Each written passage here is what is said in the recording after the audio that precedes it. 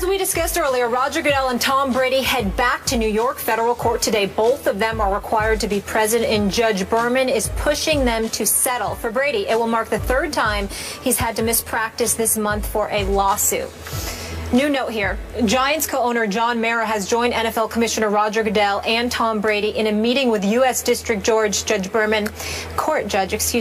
and Mara chairs the NFL's Executive Committee, which oversees labor matters, and had been asked by Judge Berman to help the two sides reach a settlement.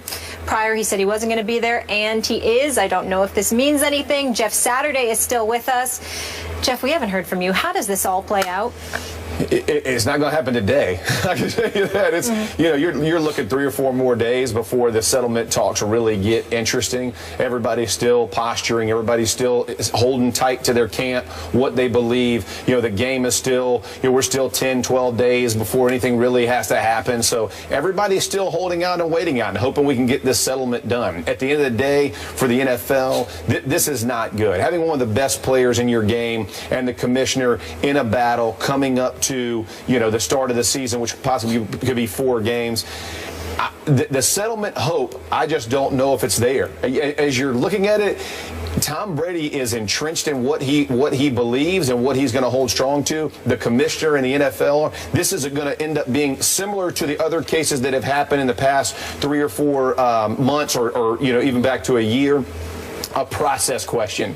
Should this penalty have been placed on Tom Brady, or should it have been placed on the team with an equipment violation? That's really what this is going down to. This conversation has nothing to do with, did you know about the deflation of footballs? Did you know about the PSI? Were you telling people? We're way past all of that. Berman is looking for, can we come to an agreement on, does the team have to take the brunt of the punishment, or does Tom Brady? And that's what Brady, that's his whole case, is the process fair? And if the process is unfair, the whole thing will get overturned. But that's what you're rolling the dice on. I do need to mention one thing. This just came down. There will be no settlement. So Judge Berman will be asked to rule. I know. In court. Yeah, there's going to be no settlement. We just heard that from. I think we all agree that although Judge Berman was pushing for a settlement, the way these two guys had dropped anchor, nobody was moving. They were locked in. Commissioner Roger Goodell, since he's taken office, has made the owners more wealthy than they already were. But that's not his #1 job. Handing the Lombardi Trophy to the owner of the winning team in the Super Bowl, that is not his #1 job. Commissioner Roger Goodell's #1 job is to protect the integrity, the competitive integrity of the National Football League. There are some incidents, and you'll know what I'm talking about, Skip. In the Dallas game in the playoffs, there was a flag thrown for pass interference. It was picked up. You go to Green Bay, your same Cowboys, there was a catch that wasn't a catch. And then you had a team on the 1-yard line throw a pass that possibly cost them the Super Bowl. People start to think, if the people ever believe that what they're watching on Sunday is not on the up and up, you got WWE. And if you ever lose that, it's never coming back, Skip. People believe, no matter how big a disadvantage, that their team has a chance. Okay, I will give you that as far as you want the integrity of the game. However, in the same year, we had Minnesota heating up footballs because of the cold weather. First time offense. Okay. This is his first offense. This is Tom Brady's first offense. So what I'm saying is, had we just dealt with the equipment issue on that, it's a $25,000, $50,000 fine. It was reported that they had won. That's why think about all the people that was at that championship game. Right. Troy Vincent, everybody that was somebody other than the commissioner showed up at that game. So they actually knew something could possibly go down, Jeff. Yeah, okay. I'm with you. I'm just saying, if we're talking about a competitive advantage. Yes. Had it been dealt with on the equipment side, it never had to get to this. That is my point, is that had Brady said, yes, I like my footballs a certain way, I understand they're a certain way, I didn't know it was Brady. I've never had a referee bring me the ball and say, this is too deflated, you need to put air in it. If they did, I would have said it. I apologize. I didn't know. I never specifically stuck a needle in it and said I need it to be this. We all feel the balls. Every quarterback in the game feels the balls. We all do it this way. I didn't know exactly what I was doing. it would have been dealt like in an equipment fashion. But he took the. I agree. He took the approach. And then it spun. So now we're dealing with the cover up instead of the actual offense. And so to your point with the commissioner, I do understand that you have to protect the integrity of the game. However, there's a lot of different things that happen in our game that get dealt with in fines and this kind of thing, as opposed to 4-game suspensions and taking a guy. In the NFL, what does the F stand for? Football. Gotcha. That is the most fundamental thing that you must protect. I'm with you. He did.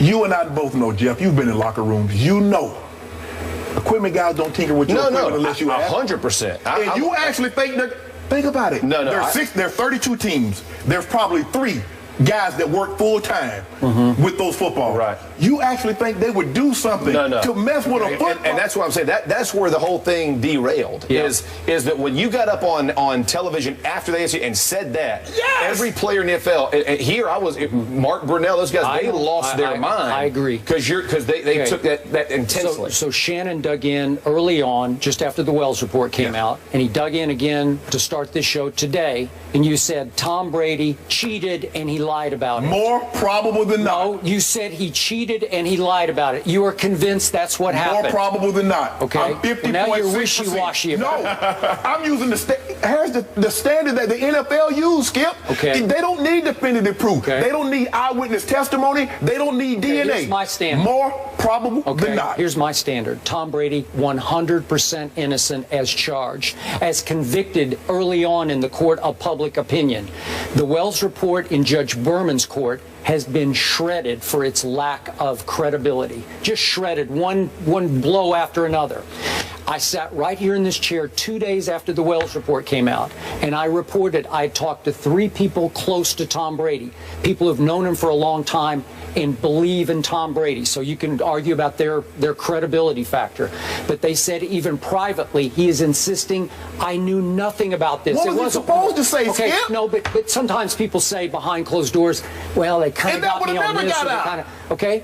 He went to war over this, and they all told me he's going to fight this to the legal death, because you're talking about the credibility of the football game, the integrity of pro football. Yes. I got you on that. Yeah. But to equate it to a blown call against Dallas and another blown call over here against Dallas, okay. But I'm saying conspiracy theories will start to spin things and start to look. All Tom Brady cares about is that Roger Goodell tried to ruin his reputation. That's what he did. I'm sorry. It was an attack on a Hall of Fame quarterback's reputation. You actually think he cheated and he lied? That's what you did. In the court of public opinion, you tarnished his reputation. I think it's indelible. I don't think it'll ever be erased. Do you actually think?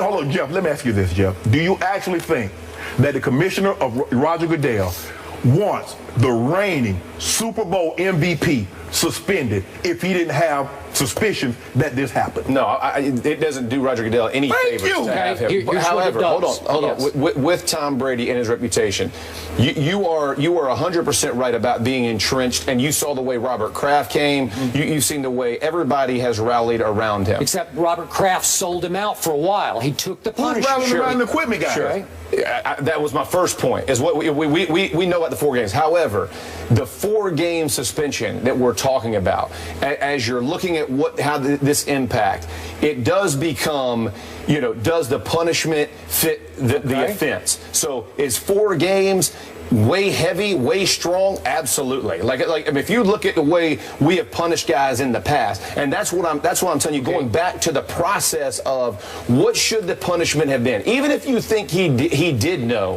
what is the offense? Is it that he knowingly stuck a needle in the ball and decreased it? So what should the offense be? Should it be the same as heating up a football on the sideline? Yep. What should the offense and what should the punishment hold? That's where you get into it went way overboard for everybody. And I'm telling you right now, if I'm Tom Brady, you try to suspend me for 4 games for that, and I've seen what guys who in real life have done much more severe things. But here's the thing. No. What competitive advantage? Domestic violence is deplorable. It's an awful act. But tell me the competitive advantage that Ray Rice, that Greg Hardy, that Adrian Peterson, anybody that did off field, tell me the competitive advantage they were trying to gain when they committed these offenses. What was the competitive advantage that the Minnesota Vikings got from heating the footballs up? It's the same. So whatever fine or And they whatever got a, what, punishment you have for them, I'm saying start there. If you want to punish the Patriots because of Spygate or whatever else they've done, and you say, okay, as a team, we're gonna ramp up or ratchet up our punishment because of what they've done. But this is Tom Brady's first offense. Yes. And so as you're looking at what he did, how do we get outside of the realm? The only reason you're getting outside the realm is because of the denial of it. So again, we're fighting with the cover up as opposed to what the offense was. If the offense was the same competitive advantage as Minnesota, who heated balls up, whatever that does to the football, and Tom Brady deflated it, and the Patriots never got a warning. Okay, right. So as you're looking at that, that's not what I was told. I'm not talking about the team. I'm talking about the player. That's what I'm saying. And now you're comparing what he did with what guys have done off the field. I'm saying, in my opinion, those two don't even come close. No. So whatever, if there was a suspension, if there was a fine, it's the punishment of the cover-up. I get that. Here's the question. Wait a second. There's a much larger game being played here. What is that? The commissioner wanted to punish the New England franchise for what is considered by many to have been serial cheating over many years, going all the way back to the first Super Bowl. Right. So how the coach got completely exonerated here is mind-blowing to me. I'm sorry, and I have a lot of respect for Bill Belichick, but he was let completely off the hook early on by the Wells report. He said talk to the quarterback. He wouldn't know. He wanted no part. If you've been in a locker room, you know that head coach ain't coming to field. I'm not sure about that, because that guy knows the socks and the jocks, man. He knows everything down to the most minute detail. It's a guy who's been in the league for how many years? He's not micromanaging Brady. But he's now seen as Lombardi-esque, as Bill Walsh-esque. Agreed. And Robert Kraft is one of the most beloved owners and respected owners in the league. So you can't go after that guy or the coach. So you pick on the 38-year-old quarterback who might be in his last couple of years in the league, and you say, we have to nail it on somebody, so we're going to frame the quarterback. Frame. Frame. No, frame. It's going to come down. There's no direct evidence. Berman concluded. It's going to come down to Article 46 that the owners and the players, does Commissioner Roger Goodell have the authority to suspend Tom Brady for 4 games for what he deems is conduct or integrity. Detrimental. Okay, that's the issue. Let's see what the court rules about that. And listen, and the NFLPA is going to say this is an issue of equipment. This is not an issue of conduct detrimental. This is an equipment issue. It should be handled to the team and the team alone. That's going to be what the judge has to decide. So Berman, process. He'll just throw up his hands and say, take it to the appellate court. That's what's going to happen. The process. And Tom Brady will get an injunction, be allowed to play the first 4 games. Okay, is that That's what I believe. I'm betting a salmon on that. I would be shocked. I would be shocked at that. I mean, I like where your head is. Now you talk about just ramping up all kinds of people watching games. Well, we're going to tear it up. They're winning. We're dropping banners. We're doing all kinds of things. Week 1? Is that what we're calling? Yeah, that's what I'm calling. All right. Ring ceremony week 1. Skip Bayless. Steelers Patriots in Foxborough on Thursday night. Okay, so Brady and Goodell were in court today. We just found out they will not settle. Judge Berman will rule by Friday, possibly Tuesday or Wednesday. This just in. Jeff Saturday, thank you so much for being with us. That was fun. Good job. All right, are we sold on the #1 draft pick, Jameis Winston? Is he the real deal? We'll discuss that next. Stay here. This is First Take.